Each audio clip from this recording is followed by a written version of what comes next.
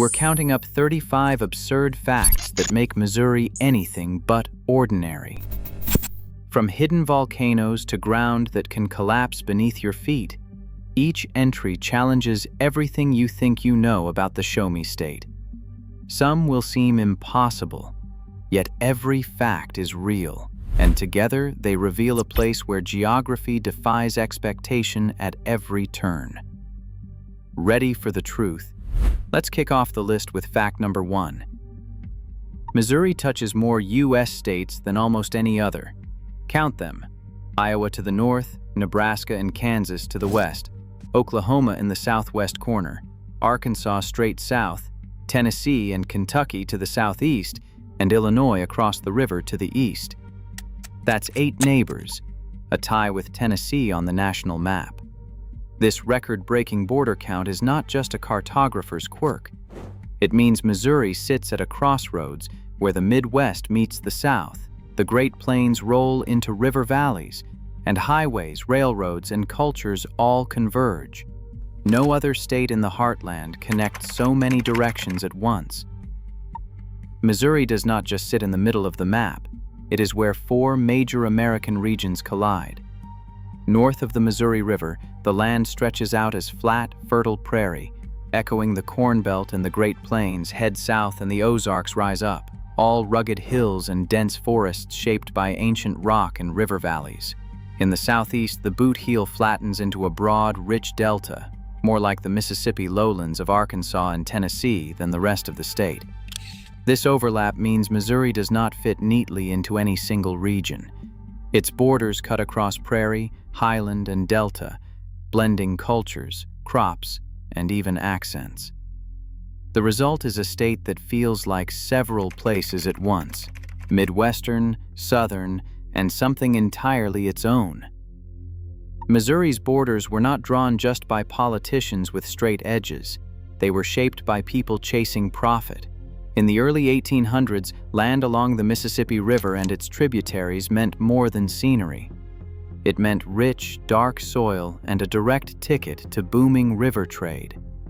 Early maps show how surveyors bent lines to capture the most valuable farmland, especially in the low, fertile floodplains. Congressional debates from the Missouri Territory era are filled with arguments about which parcels would stay connected to river ports and St. Louis markets.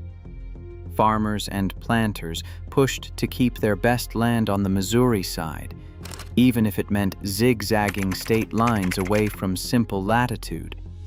The result is boundaries that follow the logic of crops and commerce as much as any political compromise. The southeastern corner of Missouri juts down like a boot heel. That odd shape is no accident. In the early 1800s, when Congress was drawing Missouri's borders, the original plan was to keep the southern line straight at the 36 degrees 30 minutes parallel. That would have left the rich, swampy bottomlands along the Mississippi River in Arkansas Territory. But John Hardiman Walker, a powerful landowner with fields in the low delta, had other plans. He and his neighbors petitioned lawmakers in Washington to pull the line south, arguing that their fertile ground belonged with Missouri's river trade and St. Louis markets. The Missouri Enabling Act of 1820 made it official. The border dips down along the St. Francis River to 36 degrees north, then runs east to the river, capturing the Boot Heel for Missouri. That one man's lobbying reshaped the map and gave Missouri its most southern, most deep south patch of land. A drive across Missouri can feel like crossing several states in a single afternoon. North of the Missouri River, the landscape stretches out into endless fields, flat, open, and bright with corn or soybeans. But head south and the ground begins to roll and buckle. Forests thicken, streams carve deep hollows, and the Ozark Hills rise around you. Keep going, and the land suddenly flattens again into the Boot Heel's broad, fertile delta, where cotton and rice fields run to the horizon. These rapid changes happen over just a few hours on the road. It's not just the scenery that shifts. Accents, crops, and even the air itself seem to change. Missouri's patchwork of plains, highlands, and lowlands packs the feel of the Midwest south, and delta into one state, making it a true crossroads where the land never stays the same for long. Northern Missouri owes its smooth, rolling fields to a force that bulldozed the land flat: ice. Thousands of years ago, massive glaciers crept down from the north and ground across what is now the top third of the state. These ice sheets scraped away hills, filled valleys, and left behind thick layers of glacial till and wind-blown loess. The result is a landscape of gentle rises and broad, fertile plains, perfect for today's endless corn and soybean farms. Under the surface, the soils are a patchwork of rich glacial drift, remnants of an era when northern Missouri lay beneath a frozen slab hundreds of feet thick. Just south of the Missouri River, the story changes completely. South of the Missouri River, the land changes character completely. Here, the Ozark Plateau rises, an ancient highland that ice never touched. Without glaciers to flatten the ground, the Ozarks kept their wild shape, broad, uplifted plateaus sliced by deep, narrow valleys. Rivers and streams have spent millions of years carving into this stubborn bedrock, leaving steep ridges, sharp hollows, and maze-like hills. The relief is dramatic, some of the most rugged terrain in the state, with slopes so steep that forests cling to the sides and roads twist along the heights. This unglaciated landscape is why southern Missouri feels so different from the north. It is a country of broken hills and hidden valleys, shaped by water and time instead of ice. The St. Francois Mountains stand as Missouri's ancient core, exposing rock that dates back an astonishing 1.45 billion years. Long before the first plants or animals, molten magma surged and cooled here, forming pink granite and volcanic rhyolite. The landscape we see today is the eroded remnant of a massive volcanic complex, its roots laid down when life was still a distant possibility. Geologists have revealed these secrets through uranium-lead dating of zircon crystals, confirming the mountain's age with precision. These are some of the oldest exposed rocks in North America, older than the crust beneath the Grand Canyon. Missouri's quiet hills hide a foundation forged in the fires of Earth's deep past. Beneath the forests and rolling hills of southeast Missouri, the St. Francois Mountains reveal a hidden chapter of Earth's deep past. These peaks aren't just old, they are the battered core of volcanoes that erupted more than 1.4 billion years ago, when life itself was microscopic. Geologists have traced thick layers of welded ash flow tuffs and mapped ring-shaped intrusions, the fingerprints of ancient calderas that once rivaled today's supervolcanoes in scale. Over a span of 30 million years, massive eruptions blanketed the region in volcanic rock. Then magma pushed up from below to form granite plutons. Today, the exposed domes at places like Elephant Rocks and the rugged ridges of the Ozarks are the eroded leftovers of those volcanic giants. This billion-year-old igneous core stands as living proof that Missouri's quiet hillsides were once the heart of a firestorm shaping the continent itself. Taum Sauk Mountain rises 1,772 feet above sea level, claiming the title of Missouri's highest point. But it is not height alone that sets it apart. It is what lies beneath the summit. The mountain stands on a foundation of hard, ancient ratolite, rock forged by volcanic fire more than 1.4 billion years ago. This rhyolite is much harder than the surrounding limestone and sandstone, so it shrugs off rain, wind, and time. While the rest of the landscape wore down, Taum Sauk's stubborn bedrock held firm, keeping the summit high above the Ozark Hills. This resistance to erosion explains why the mountain still towers over the forests today, a silent witness to the deep past. Just a few hours away, Missouri's land drops to its lowest point, creating one of the state's most dramatic elevation shifts. The land drops away in Missouri's far southeast until it nearly meets the water's edge. Here in the Bootheel, the St. Francis River slips out of the state and into Arkansas. This is Missouri's absolute lowest point, just 230 feet above sea level, according to USGS topographic data. The ground is so flat and broad that it barely rises above the river, forming a vast alluvial plain built by centuries of floods and shifting channels. Unlike the high ridges and ancient rock of the Ozarks, the Bootheel's floor is almost level with the rivers that define it. At this quiet bend, Missouri reaches its lowest elevation, a world away from the state's highest peaks. From the ancient highlands of the Ozarks to the flat, fertile Bootheel, Missouri's ground drops more than 1,000 feet in just a couple hundred miles. Stand on a rocky ridge near Tom Sauk Mountain, and you are over 1,700 feet above sea level.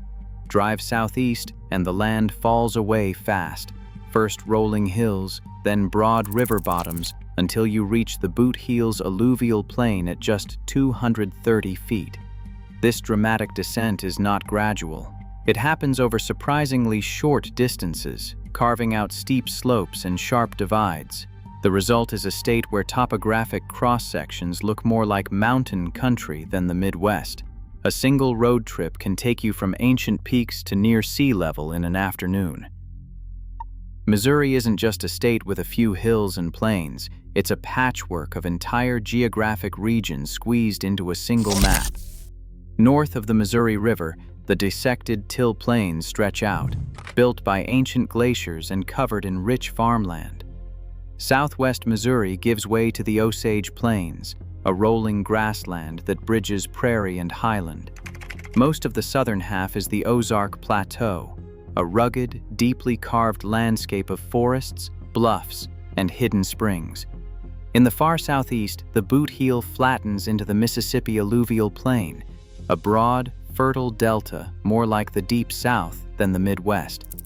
Even the St. Francois Mountains rise as an island of billion-year-old volcanic rock.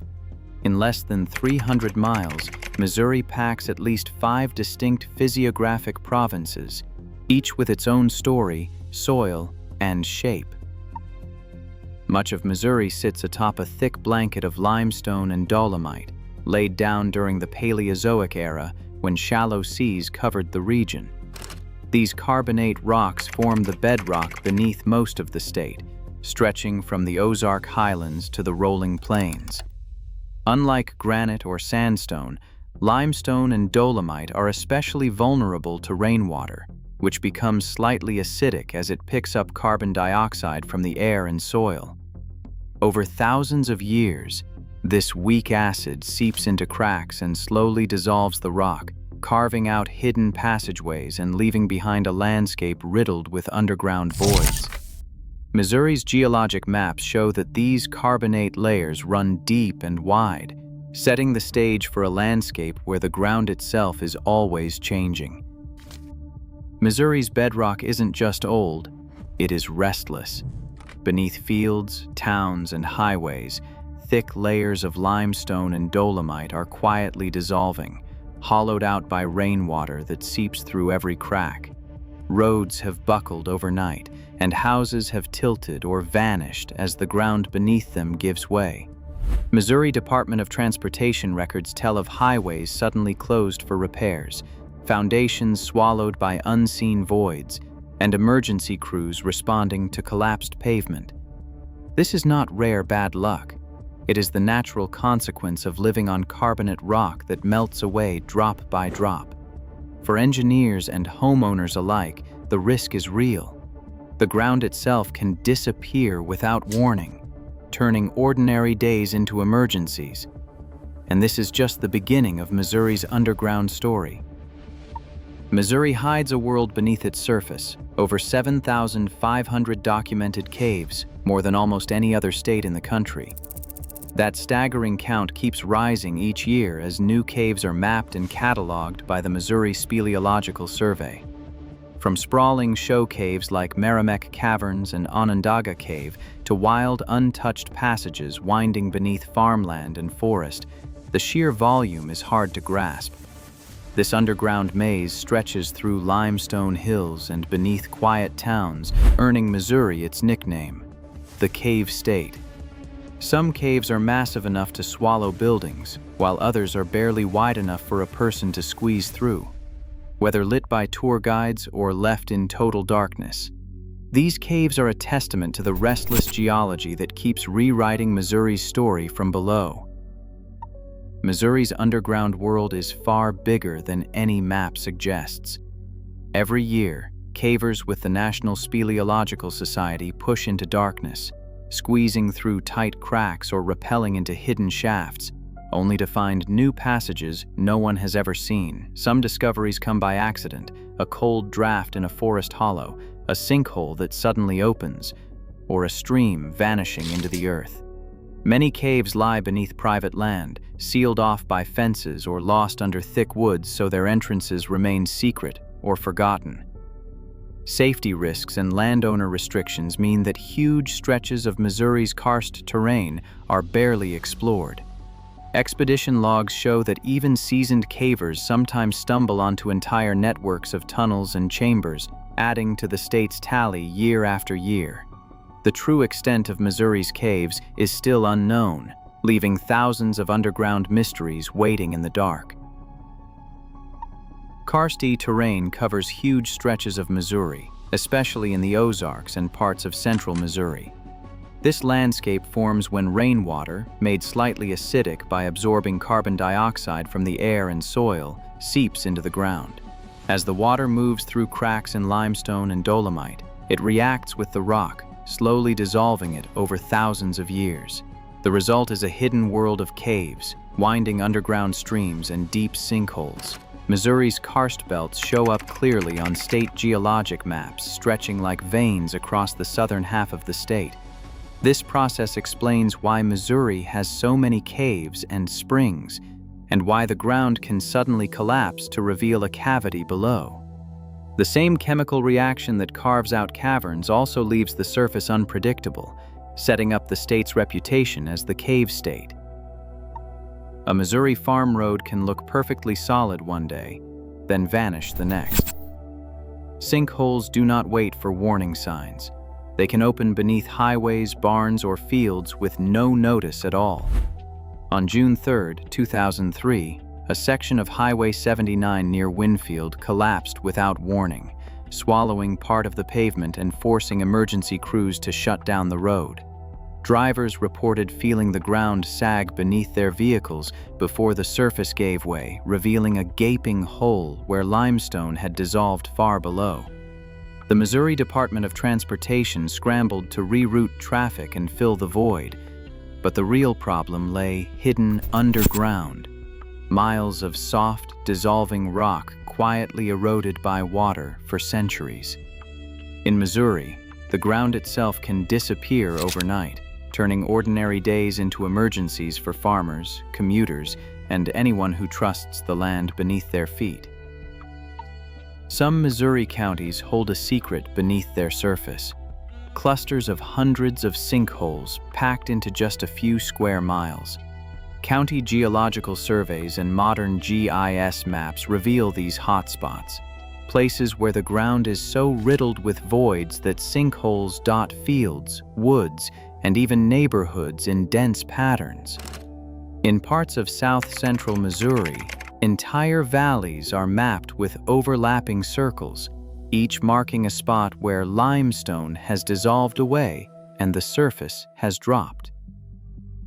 Dent County, Texas. County and Camden County are among those with more than 400 recorded sinkholes each, with the densest clusters often following ancient underground stream channels or fault lines. This is not random chance. It is the signature of karst terrain at work, quietly reshaping the land above. For residents, it means the risk is not just an isolated collapse, but a landscape where the ground's stability can change from one property line to the next. Missouri sits on a hidden reservoir of power, its springs. Scattered across the Ozarks and beyond, these natural outlets push more water to the surface than almost anywhere else in America. Geologists call them First Magnitude Springs, a title reserved for the largest and most consistent flows. More than a dozen Missouri springs each release over 100 cubic feet of water every second, enough to fill Olympic pools in minutes. The Current, Jack's Fork, and 11 Point rivers all owe their steady currents to these underground sources. It is not just one or two famous spots.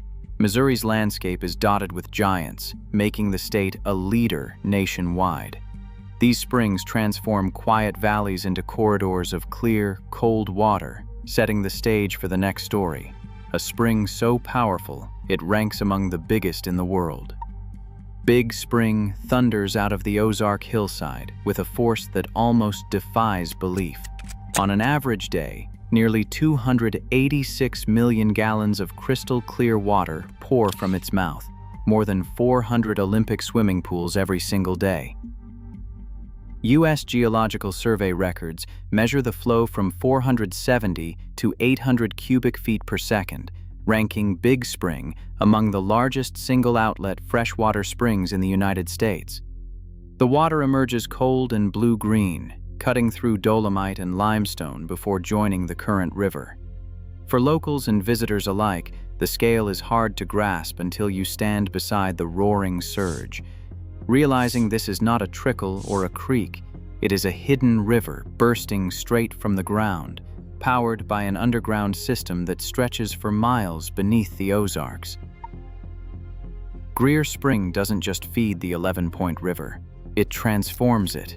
Above the spring's mouth, the river runs narrow and quiet, winding through the woods like any Ozark stream. Then, in a single spot, cold, clear water surges up from underground, adding a torrent, about 220 to 300 cubic feet per second, according to USGS and the Forest Service.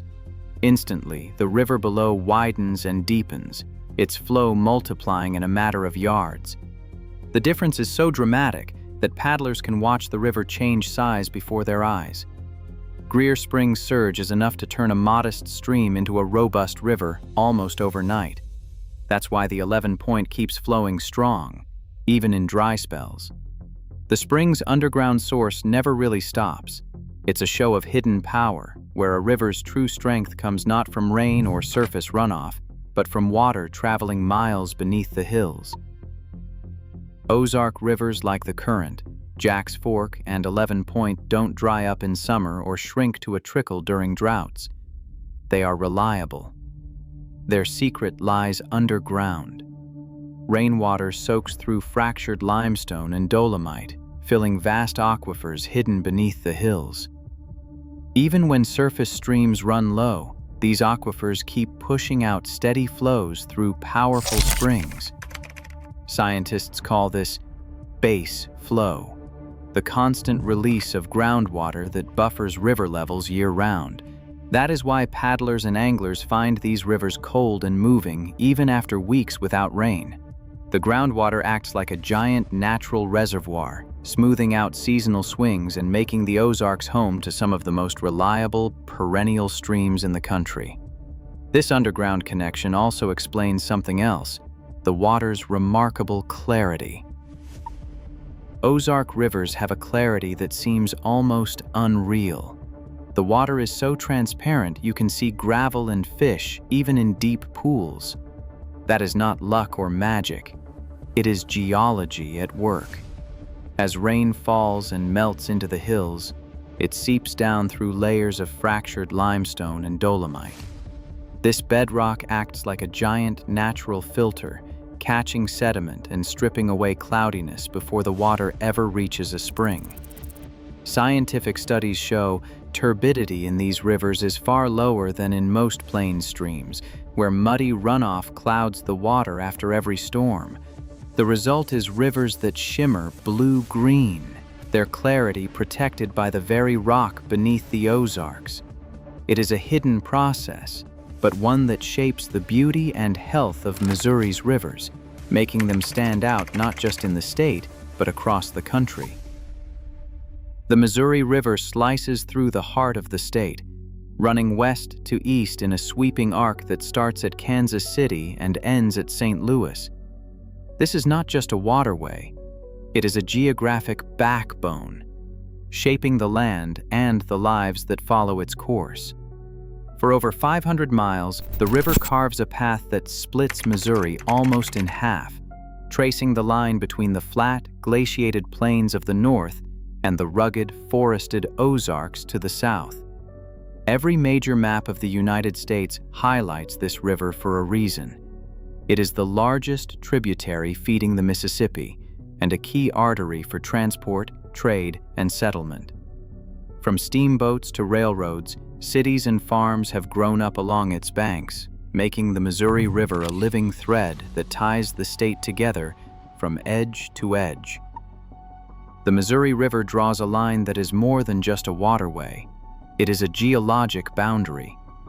North of the river, the land was shaped by ancient glaciers, flattened into rolling plains by sheets of ice that pressed as far south as the river's edge. South of the river, the glaciers did not reach.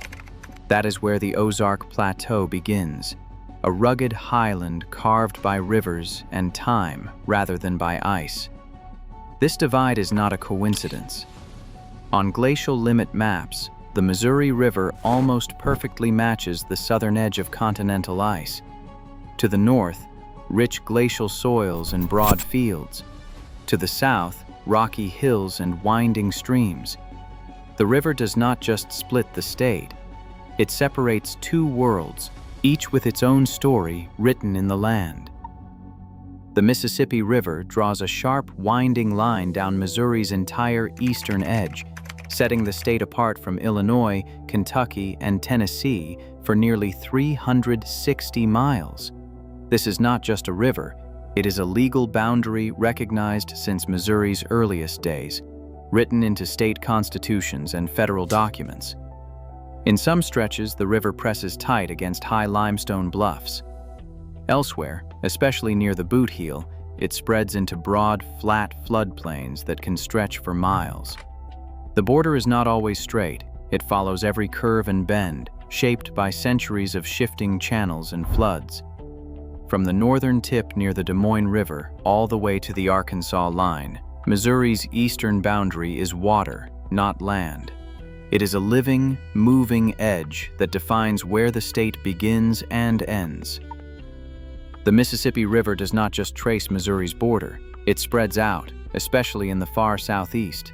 Near the Bootheel, the land drops below 300 feet above sea level, and the river's floodplain widens into a vast, flat expanse. This is the Mississippi Alluvial Plain, a landscape built from centuries of shifting channels and layered silt. In places like New Madrid County, the floodplain stretches for miles, once covered by swamps and backwaters before levees and drainage ditches tamed the wild water. The ground here is so low and broad that after heavy rain or spring melt, the river can spill across enormous distances. This wide, fertile plain is both a blessing for agriculture and a reminder that in the Bootheel, the Mississippi's reach is measured not just in miles of water, but in miles of land it can reclaim. The Mississippi River doesn't just shape Missouri's eastern border, it constantly redraws it. Dozens of islands drift and shift as the channel carves new paths, erodes old banks, and leaves sandbars stranded on the wrong side of the river. Wolf Island, near New Madrid, started as a Missouri sandbar, but has migrated so close to Kentucky that its ownership has sparked courtroom battles. In some stretches, the river's main channel, known as the Thalweg, has jumped unexpectedly, turning Missouri land into Kentucky or Illinois territory overnight. Legal records and channel maps track these migrations, but the land itself never stays put for long. Each flood season, islands appear, vanish, or jump banks, making the border a living, moving line. In Missouri, even the ground beneath your feet can quietly trade places with another state. Hidden among the Ozark Hills are narrow, steep-sided valleys called hollows, or hollers in local talk. These are not gentle dips in the land, they are deep, winding corridors carved by streams over thousands of years, with slopes so sharp that sunlight barely reaches the bottom in places. Life in a hollow means living tucked between wooded ridges, where small creeks run and fog hangs low on chilly mornings. Isolated farmhouses dot these valleys, sometimes cut off from neighbors by miles of twisting gravel roads. The shape of the land shapes daily life.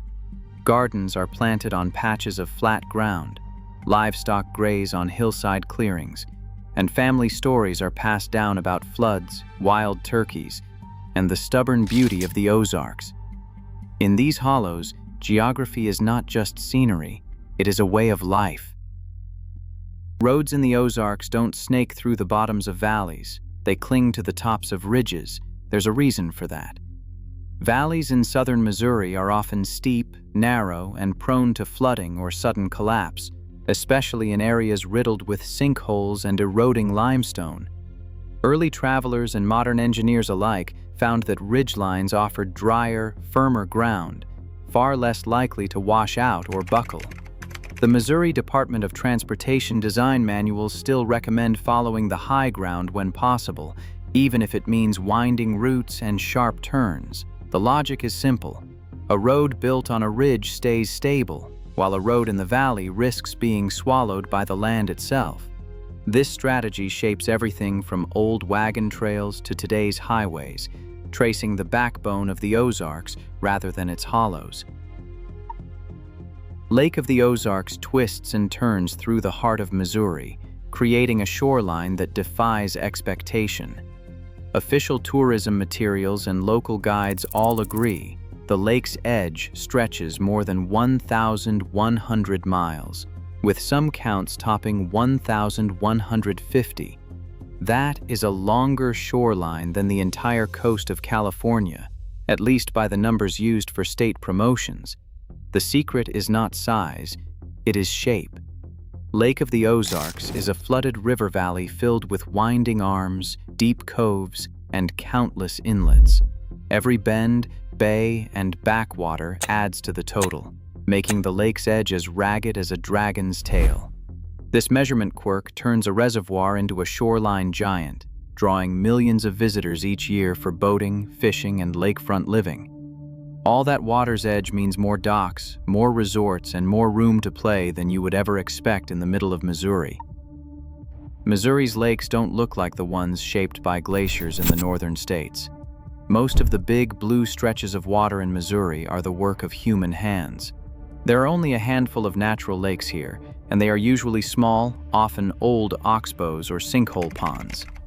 The real giants, like Lake of the Ozarks, Table Rock Lake, and Truman Lake, were created by damming rivers between the 1920s and the 1970s.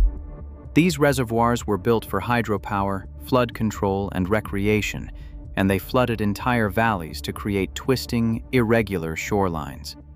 The U.S. Army Corps of Engineers and private utilities planned and built dozens of those projects, transforming the state's waterways. Today, those engineered lakes define Missouri's summertime escapes and weekend getaways. Missouri's geography cuts both ways. Its central crossroads have made it a hub for railroads, highways, and river trade, connecting the Midwest, the South, and the Great Plains. Rich alluvial soil in the north and the Boot Heel fuels a powerful agricultural engine, while underground rivers and giant springs supply water even in dry spells. But the same limestone that filters those springs leaves the ground riddled with caves and sinkholes, threatening roads and homes above. Floodplains along the Missouri and Mississippi rivers bring both bounty and risk. Fertile fields one year, underwater the next. Here, every asset is paired with a challenge, and the same land that gives so much can also take away. Across all 35 facts, one truth emerges. Missouri is a land defined by extremes and contradictions. Its ancient, fractured ground shapes everything above it, from culture to risks and opportunity. The state's quiet surface hides forces that still shape its future. Missouri isn't just a crossroads on the map, it's a living collision of geology, water, and history. Thanks for watching till the end. You're the reason this channel keeps digging deeper. If you learned something new today, hit that like button and subscribe. It helps the algorithm push this truth to more people who need to hear it. Your click doesn't just support the channel. It helps shine a light on the stories others overlook.